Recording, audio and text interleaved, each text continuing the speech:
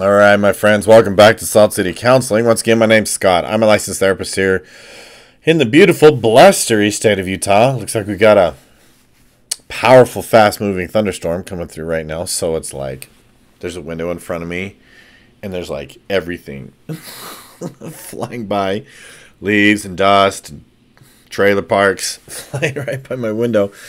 This video, I'm going to continue my series on healing and curing your own mental illness, being your own therapist. In this video, I'm going to specifically address grief and grieving, the importance of grief and grieving. Most of us have something to grieve or a reason to grieve. A lot of us even have a good large percentage of us have even lost someone that we have been really close to or meant a lot to us, and we never properly grieved for them. But grief does not have to be limited to a person that you lost, that you were close to. Really, grieving is very important in regards to working through things that you've lost in general. And for a lot of us, it really has a lot to do as well with losing years of our life in regret, and living years of our life with regret. Maybe we lost our childhood for whatever reason. Some people were forced to grow up really young and never really had an opportunity to really be a kid. And so there's a reason to grieve. And the fact of the matter is most people these days they're lousy at grief and grieving. It's uncomfortable. They dislike it. There's a lot of sadness. There's a lot of hurt. There's a lot of pain. People avoid painful things these days. They avoid that emotional discomfort, that uncomfortable internal experience. They avoid it like it's going to harm them, like it's going to kill them. So they stuff it, they repress it, and that's actually what makes us sick. We are seeing truly like a true mental health epidemic here. And I'm 100% convinced now at this stage in my career that a lot of that has so much to do with this state of just repressing. Just like instead of moving through difficult emotional experiences, we avoid them like the plague, and we just hold them in. And they when we hold them in, they just make us sick. And so there's this saying in spirituality and in mental health that if you avoid pain, you're going to guarantee suffering. And this is how you do it. If you avoid the necessary and healthy process of grief and grieving, you're going to guarantee the pain and the misery of absolute suffering. Pain is temporary, it's fairly acute, whereas misery is not acute, right? It's pervasive, and it will affect all the other areas of your life, and you'll pull people in with you. So in terms of the process of grief and grieving, I'll give you some ideas on how to see that process through in this video, as well as just some exercises and some important ways to go about it. And really, you're just going to need to give yourself ample permission to just be sad and to cry. And people hate crying. They hate it. Universally, pervasively, I see this in our culture. People's adverse reactions to crying, or having tears, and they hate it. They absolutely hate it. Universally, I hear this from people.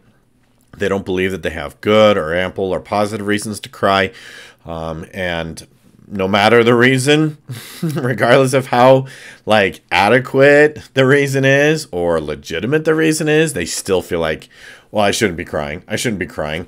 And so again, right, a society and a culture and a people that refuse to cry is a society and a culture and a people who are just going to be sick. We are mentally and spiritually sick. If you haven't lost somebody that's close to you, or someone that you're really close to, right, you will. You certainly will. And I know that a lot of people will have that knee-jerk reaction that it'll be painful, it'll be hard, it'll be very, very difficult and painful to lose them. And so maybe, I see this with a lot of people. So therefore, I'm going to keep people at a distance so I don't have to experience that painful thing. But as with everything, you have to choose what's hard. You have to choose your suck, right? If you don't allow yourself to have meaningful, emotional, empathetic connections with people, then you're going to be at just a whole other different level of pain and misery. I mean, just absolute hell of an existence if you don't allow yourself to connect to people. You're going to lose them anyways. It's just everything's temporary. Everything is temporary. It's fascinating to me, by the way, that often hear and watch people talk as though we're not supposed to die, or that as though life is not temporary, and it's a total detachment from reality. By the way, everything's temporary. The end of things is temporary. And just in my life too, I've had a couple of instances where I had a really good job. It was very rewarding to me. I had great coworkers. I had really excellent experiences, and for one reason or another, those jobs ended, and I had to move on from those jobs. By the way, now my little storm is producing some big old fat rain. So if you hear some noise coming through the mic, that's what it is. I got heavy rain out there. Anyways, so grief and grieving. There's a good chance that you need to grieve. And the reason why that this is healthy is that I truly believe that in order for us to find health and healing and wellness, especially on a mental level or a spiritual level, good Lord, it is really coming down. It is really coming down out there. Is that we need to, I think it's really healthy to look at our life as though we have chapters in a book. And our life is just made up and comprised of many chapters. And unfortunately, people are unwilling to close chapters and open new ones. And you kind of I've heard stories too of people that maybe in their life they're still stuck and kind of fixated at an earlier part in their life, and they desperately want to go back there and they want to live their old glory days, and because their mind is still stuck and obsessively ruminating on I wish I could go back to that, they fail to learn to live in the moment. They fail to make today great. You can't ever go back. You can't ever bring those old days back. And it's really, really healthy to learn to close those chapters. Grief and grieving is a process of which is going to help you close chapters and open new ones. You can't make the current chapter or future chapters good chapters in your life if you've still got the old ones open, if that makes sense. One of my favorite quotes, I keep it on the wall in my therapy office. I use it all the time with people in terms of helping them live a better life or have a better life. The quote goes like this. It's from Charles Bukowski. You have to die a few times before you can really live. And really, it's that same thing that I'm talking about. You have to put old parts of you away and let them go so that you can come into the next chapter fully, which is why the process of grief and grieving is so important. It's a process of healing because it's a process of learning to just let go. There's a lot of acceptance involved. In fact, acceptance is the final stage in the stages of grief and grieving, outlined by Kubler-Ross back in I think it was the 70s. And so you want to deliberately engage in a grieving process because it will help you accept that it's over and to learn to let go instead of engaging in a lot of the other chaotic processes of depression or anger or bargaining and things like that. You have to learn to accept and let go.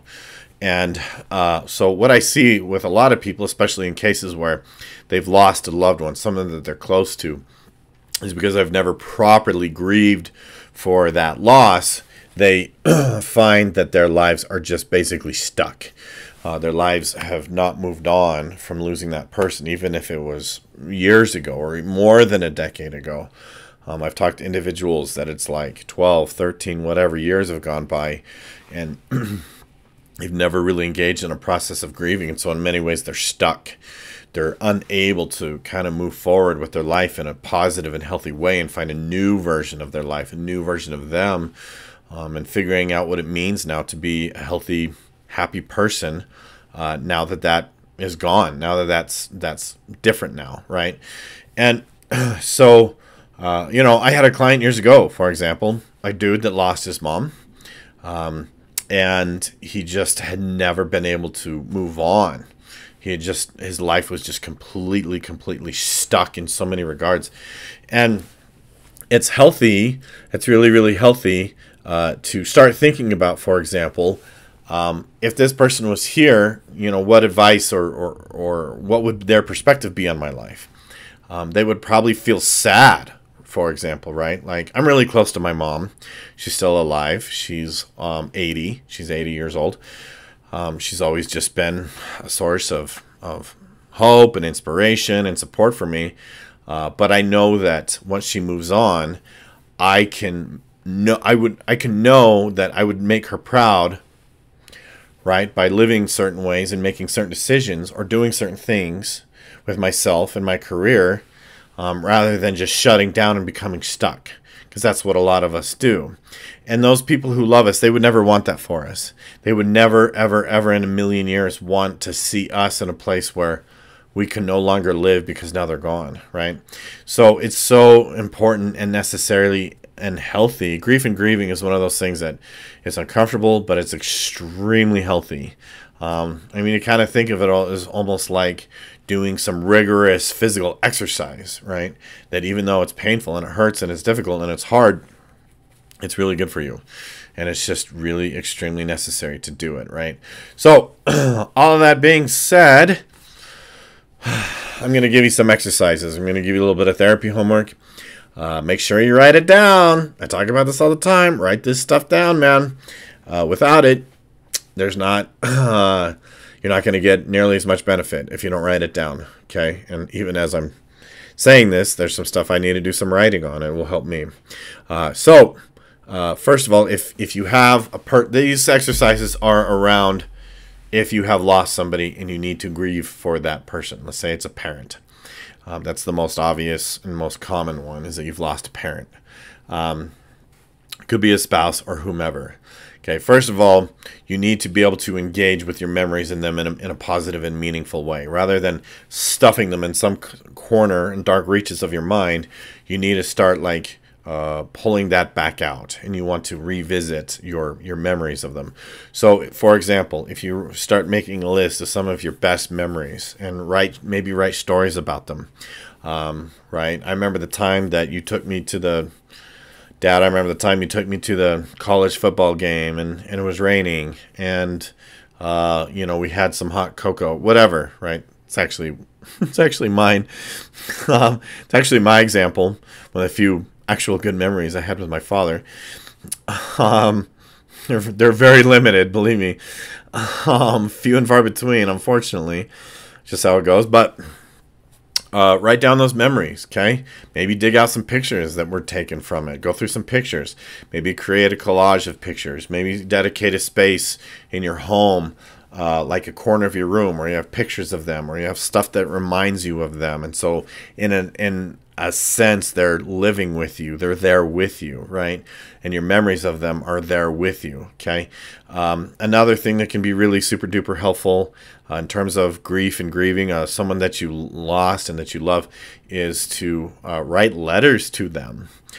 Dear Mom, and talk to them as though they're back. Talk to them as though they're back. Like, I've missed you so much. It's been so hard for me to get by without you. There's so many things that you did for me, and I miss you so much. I've missed you so much. And just write letters to them. And do it every day for like a week. Or longer, however long it takes, however long is necessary. Really just re-engage with this person mentally and spiritually, so that you are kind of with them again and they're with you. And what you want to do is eventually, you want to use these tools and these methods to eventually arrive at acceptance. Like, they're gone and they're not coming back, and that's okay. And that's the most important part, right? You want to get to the and that's okay part of this, and that's okay. It is, because it has to be. There's no other choice. It has to be okay. And by not being okay with it, you make the rest of your life not okay. Acceptance is very, very key. It's very powerful. And so, in regards to healing your own mental illness or working on your own mental illness, most of us have things that we need to let go of, that we need to grieve. Again, like, could be lost years of your life. It could be your childhood. Could be someone. Could be a job that you loved. It could be a number of things. Okay. The fact of the matter is, a lot of these things are still hanging on to us and keeping us from closing those old chapters and opening up those new ones. Grief and grieving is just one of those things that just needs to be looked at if you're going to be mentally healthy. Okay? Hope that's helpful. Would love to hear your feedback or your questions. Put them in the comment section below. Don't forget to subscribe. I am finally knocking on the door of my first 1,000 subscribers, so help me out. Hit that subscribe button and share my content. Thanks again for watching. We'll see you in the next one.